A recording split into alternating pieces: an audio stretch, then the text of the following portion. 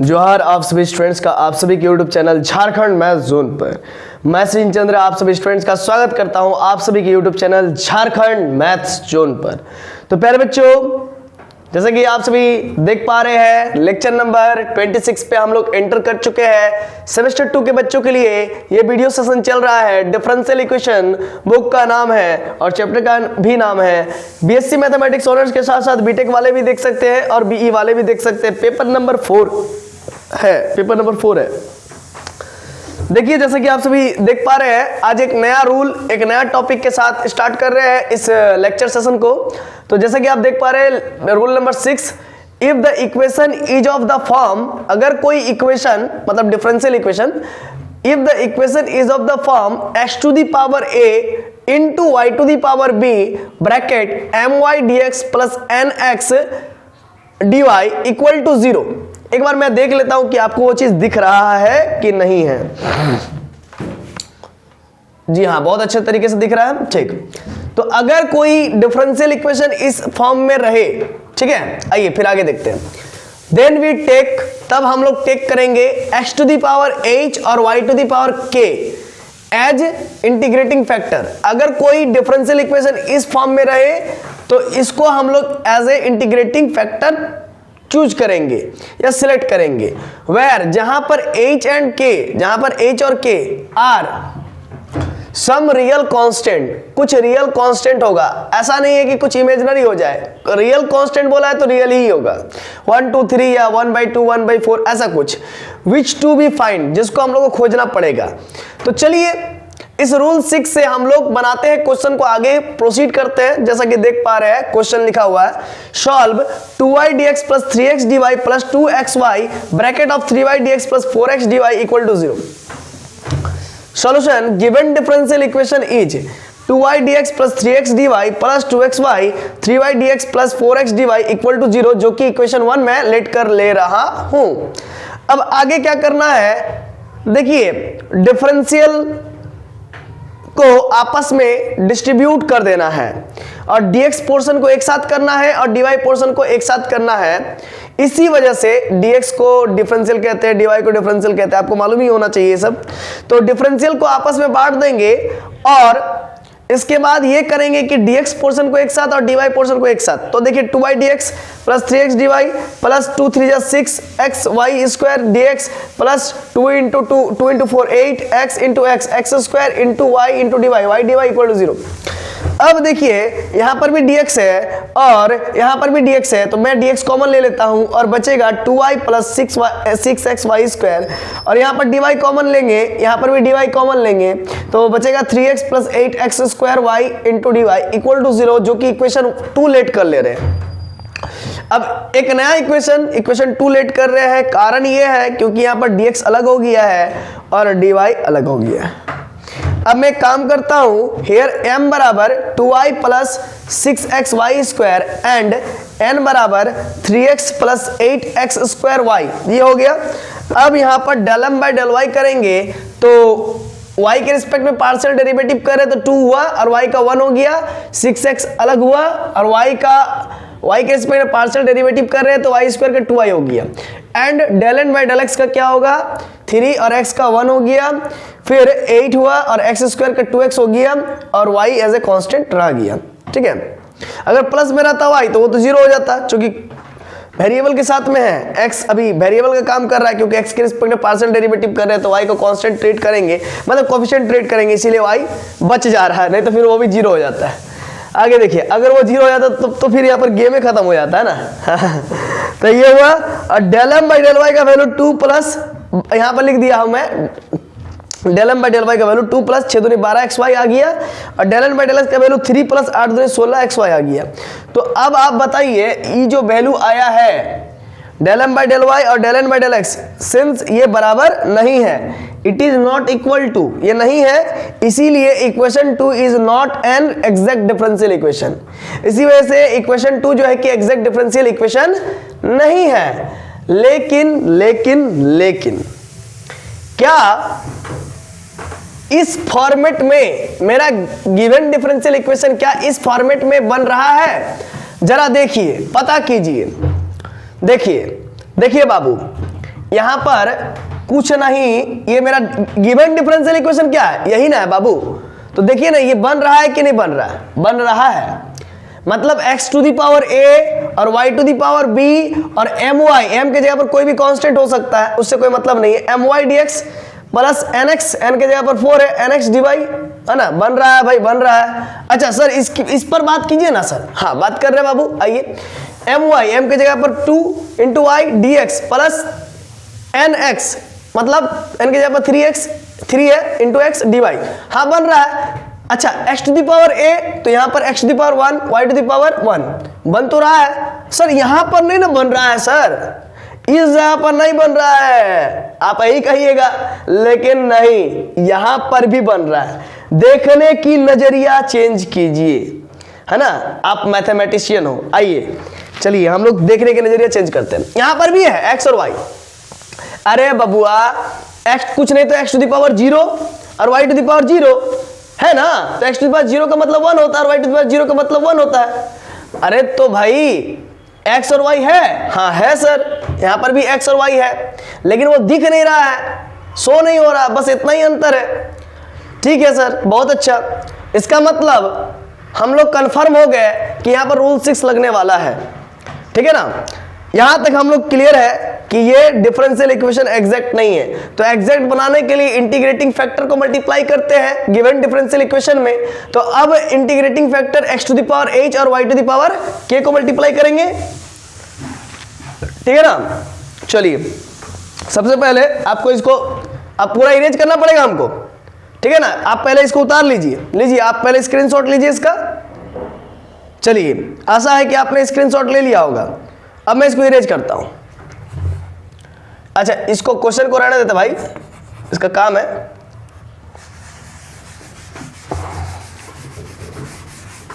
बस इतने इरेज करते हैं, है ना। और इसको आप इसको समझ लीजिए, इसको आपको फेयर में नहीं लिखना है, ये जस्ट आप समझ लीजिए। x टू द पावर 0 और y to the power 0, 2y dx plus 3x dy plus 2xy 3y dx plus 4x dy equal to 0। अब बात को समझिएगा, यहां पर x to the power 0 y to the power 0 यानी कि x का पावर a और y का पावर b के फॉर्म में है, और यहां पर m की जगह पर 2 है into y into dx plus 3 into x n into x, उधर देखिए मिलाइए, स्टैंडर्ड इक्वेशन से मिलाइए, इंटू dy प्लस 2xy। ये 2 आ गया तो उससे कोई मतलब नहीं, इतना थोड़ी है कि पूरा एकदम पॉइंट टू पॉइंट मिल जाएगा, ऐसा नहीं है, है ना। यहाँ पर 2 एक्स्ट्रा आ सकता है, उससे कोई बड़ी बात नहीं है। अब क्या है कि यहाँ पर आपका x और y आया है, तो x to the power a और y to the power b, मतलब 1 और 1 हो गया a और b का वैल्यू, और यहाँ पर 3y dx, मतलब 3 की जगह m के जगह पर 3m y dx प्लस 4 की जगह पर n और x dy इक्वल टू 0। मतलब इस स्टैंडर्ड इक्वेशन से ये इक्वेशन मेरा मैच कर जा रहा है, और साथ ही साथ ये गिवन डिफरेंशियल इक्वेशन एग्जैक्ट नहीं है, और ये मिल भी जा रहा है, मैच भी कर जा रहा है ऊपर वाला से। इसी वजह से इसका integrating factor x to the power h और y to the power k हो जाएगा। तो सर h और k का वैल्यू क्या होगा?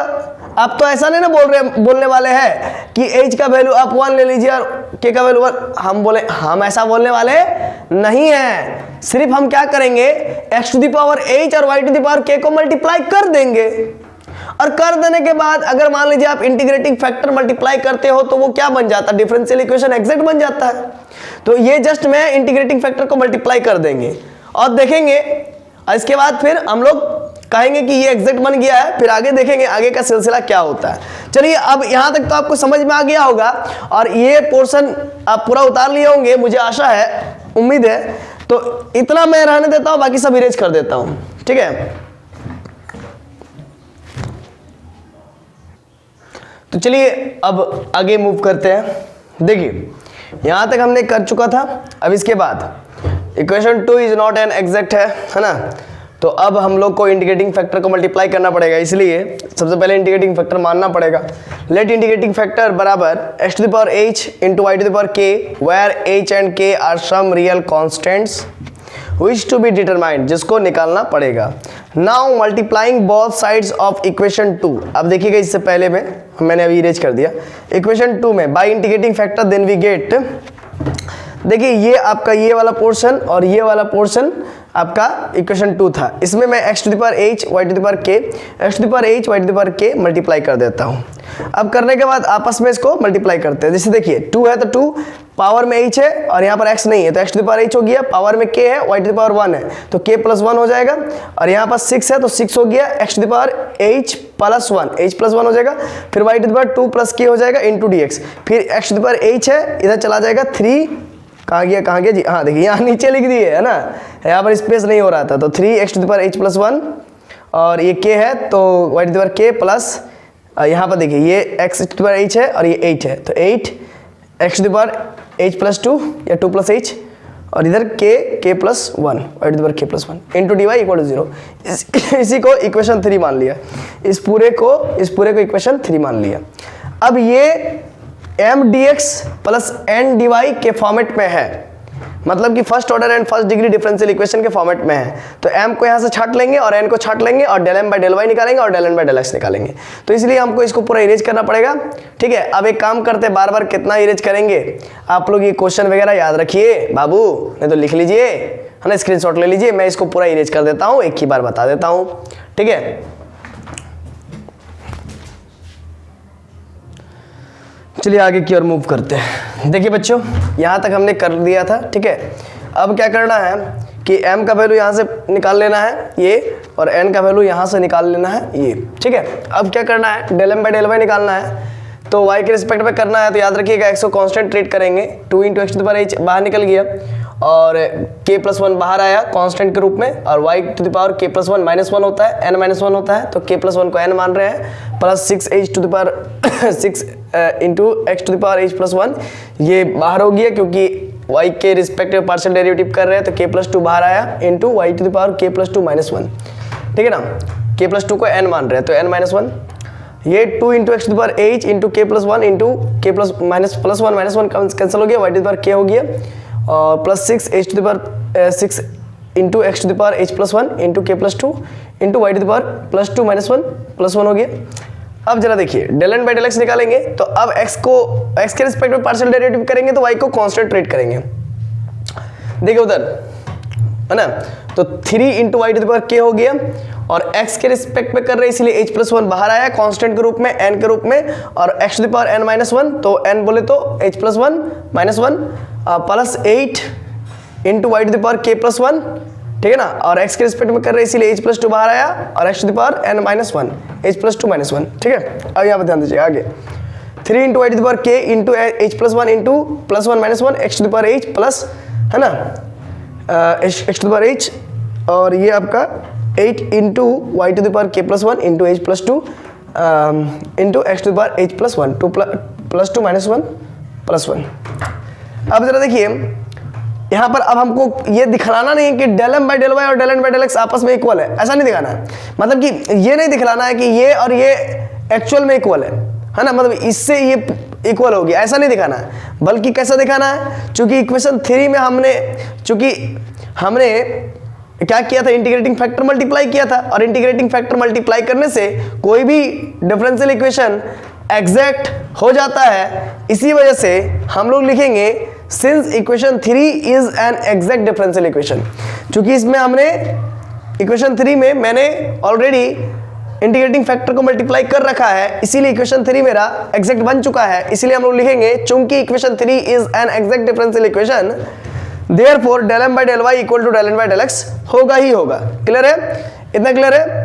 अब करना क्या है, ध्यान दीजिएगा, अब मैं ये तो पहले वाला था, इसको इरेज करते हैं।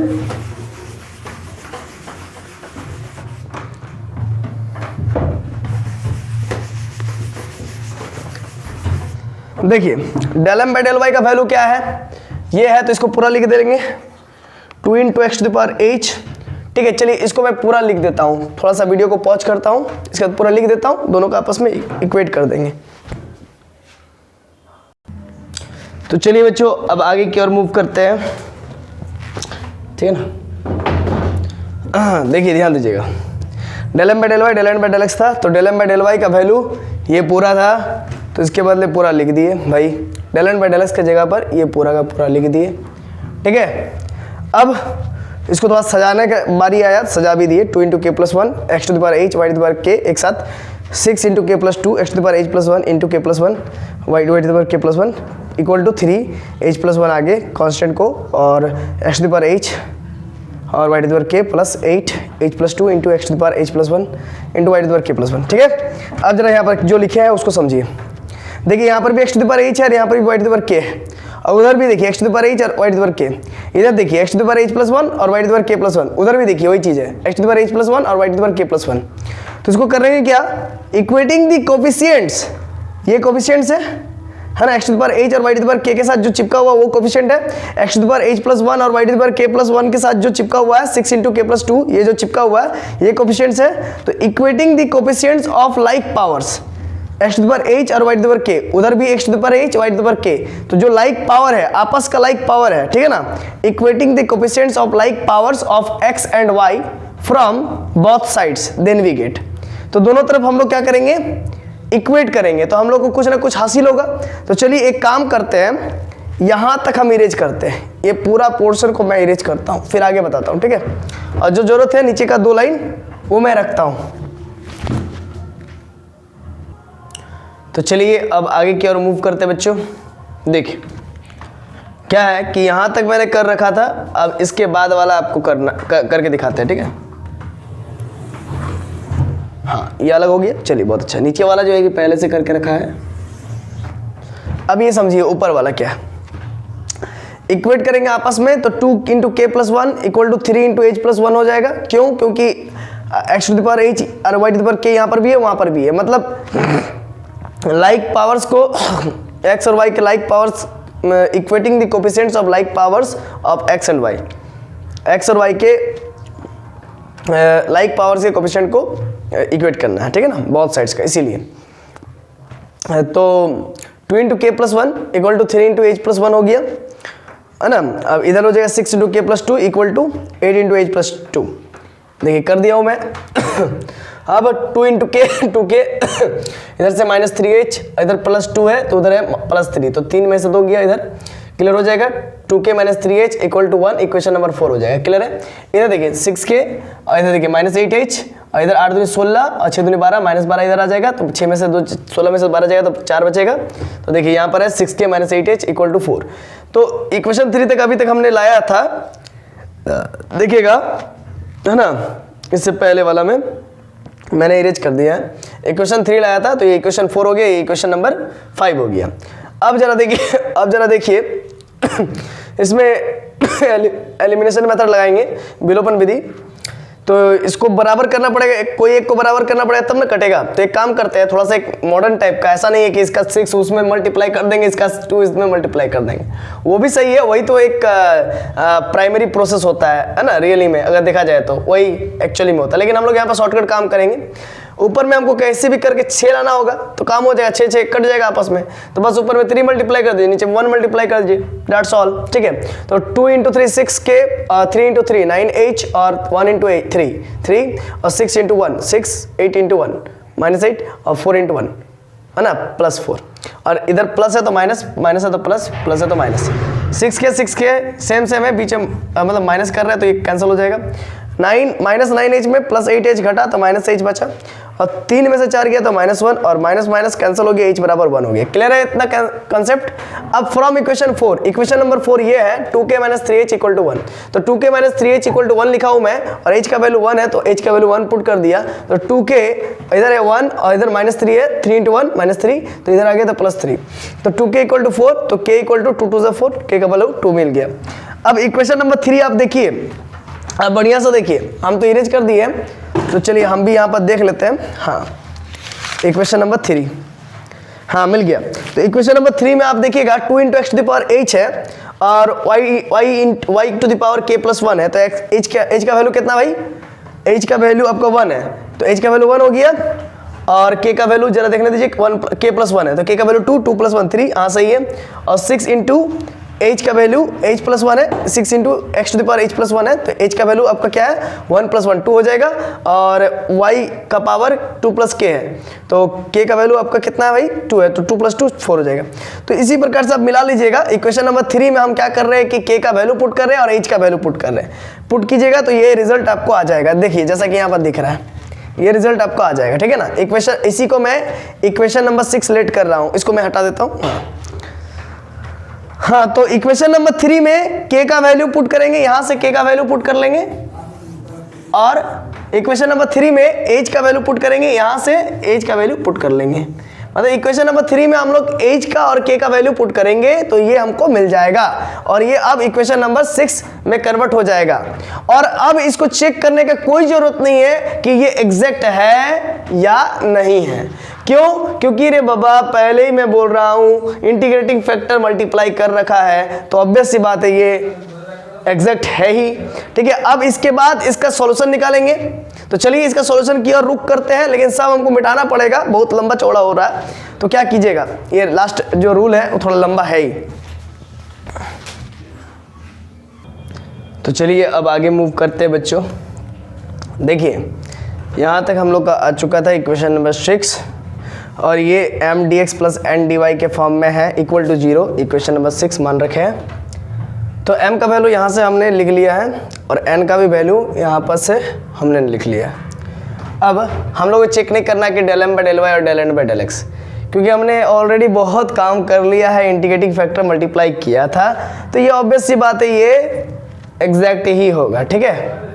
तो इसीलिए हमको ये एक्चुअली में आपके बुक में भी चेक नहीं किया बाबू, ठीक है, इसीलिए हमने इसको अलग से फिर नहीं किया, डायरेक्ट लिख दिया। Therefore solution of equation 6 is m dx y constant plus n not containing x terms, मतलब n का ही टर्म्स लेना है बट उसमें x नहीं होना चाहिए, n का वैसा टर्म्स लेना जिसमें x नहीं होना चाहिए, into dy equal to c। अब y as a constant, m का वैल्यू क्या है 2xy cube plus 6y square 6x square y to the 4 into dx, plus n के पास क्या ऐसा कोई टर्म है जिसमें x ना हो, तो ऐसा कोई टर्म नहीं जिसमें x ना हो, इसमें भी x है इसमें भी x है, तो यानी कि 0 टर्म बचा, तो 0 into D Y equal to C.